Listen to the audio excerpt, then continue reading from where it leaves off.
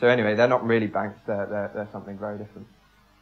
And maybe that's something positive money should come up with a sort of new term for these strange beasts that have overtaken the world. So I just wanted to make a point again on this sort of allocation point. This is from the report, Where Did Our Money Go? As you can see, this is 1999 to 2009 credit creation by the banks in the UK indexed against GDP. The blue line shows the bank's investment in GDP-based activities, production, distribution, communications, things that actually create wealth for the economy, create jobs, productive investment. Basically, it went down, and it's pretty much just flatlined. And this is investment in property. This massive kind of bubble that we're all so familiar with that has led to massively increased house prices. It's meant that people in London, public sector workers in London, can't find anywhere to live. And of course, the Conservative Party, the coalition, is going to make that even worse with a housing benefit cut. Now, the point I just wanted to make about this as well is if that equation that lies at the heart of macroeconomic theory was true, if all new credit was really put into the productive economy, we would have seen absolutely massive inflation. And it's the same in the US between 2000 up to the crisis. There was an enormous input of money, huge amounts of new credit created by the banks, but there was no inflation. Now, how can that work if this equation is true? Well, it's pretty obvious. Most of that money was going into the property market. That's not GDP. That is not GDP. That is not a measure of GDP. It creates asset inflation, and that's simply what happened. Now, it just astonishes me in some ways that economists have got things so wrong for so long. Is there any other science that has made less progress, that has demonstrated itself to be less, unable to learn from the reality of what's actually going on around us and to improve their theories? No, I don't think there is. I really don't think every day. So just getting back to this problem, and this publication, you can buy it down here at the front. But we did actually ask the banks what happened to the bailout money that we gave to them, the billions of pounds. And just to reinforce my point, the lack of accountability and transparency, they didn't know. We interviewed quite a few of them, phoned them up, tried to get through to senior people. No response at all. Nothing of significance. So there is something pretty bad going on here.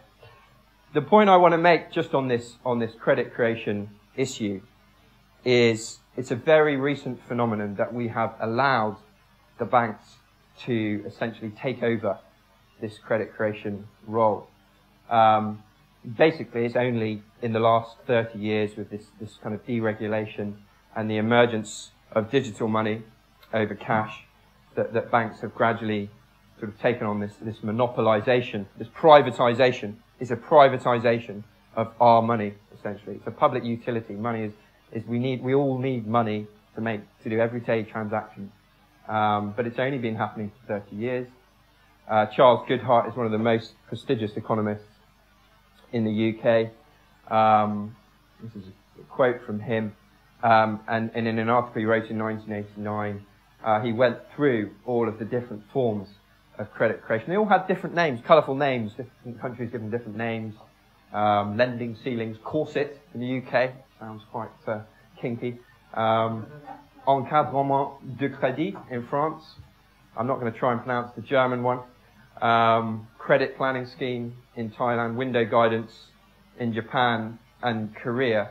These were basically the state, the central banks, monitoring the amount of money created by the banks for different purposes, and then basically giving them windows or giving them kind of envelopes that you can't create more credit in this sector than this, or basically influencing them strategically in one way or the other. And there's a lot of evidence to suggest that particularly in East Asia, in Japan and Korea, it was this form of credit control that enabled them to industrialize so rapidly and so effectively. And it's my opinion that unless we introduce some form of credit control of this type, we've got absolutely no chance of averting catastrophic climate change, of reducing inequalities, of building the houses we so desperately need in this country. It's just not going to happen. If you want to read more about this, I can really recommend that article by Charles Goodhart and also a book by Richard Werner called The New Paradigm in Macroeconomics. Richard Werner is the guy who basically came up with the term quantitative easing. He was advising the Central Bank of Japan in the 1990s. He actually told them to do qualitative easing, which was direct investment by the state into productive activity, whatever it is, building houses, building stuff that's creating jobs, giving it to the poorest people to have the highest multiplier effect on the economy. They ignored him, and they gave the money to the banks, the zombie banks of Japan, and it failed. And we're seeing exactly the same thing happening again today. They're making exactly the same mistake. Economists, again, getting it very wrong. So, if we did have some allocatory control, if we could find a way of taking it back, what would we do? Well, as I said, wow, this looks scary. Okay, that's years. Somebody's been playing with my years. Anyway, that's the fall in GDP that we actually require from 2010, from today to 2050, to actually hit our target that the government has set for us of an 80% reduction in greenhouse gas emissions. That's the kind of globally fair target that is required to allow developing countries to continue to grow. We actually need to reduce GDP by 25%, which is equivalent of 1.38 trillion today to 1.02 trillion by 2050, and equates to GDP per capita falling from 14,250, falling to 14,250 from 22,000 today. Sound optimistic? I think so. I think it's very optimistic. And there is absolutely no doubt that unless we change the banking system, we are never going to achieve the kind of material throughput change that is required for that kind of thing. However, NAF has done some work to show that it is possible to make those kinds of reductions without creating massive social unrest and unemployment, for the simple reason that if you redistribute the available income effectively, you can actually create jobs. We can all work less hours. We have a publication called 21 Hours, which talks to this. Inequality is enormously economically inefficient. Basically, you give £500 to somebody at the bottom of the income scale, it's worth enormously more in terms of utility. They're much more likely to spend it into the economy. You get that. You increase the velocity of money in the economy. So it's not rocket science, this stuff. But it can be done. But it can only be done if we change the banking system. So this is two of my favourite quotes about fractional reserve banking. Herman Daly, a great ecological economist, probably the sort of founding father of the ecological economics movement.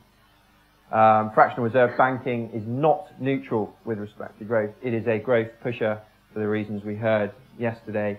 Every time money is issued, it has to be paid back plus interest. So we have to keep growing our economies. It is impossible not to.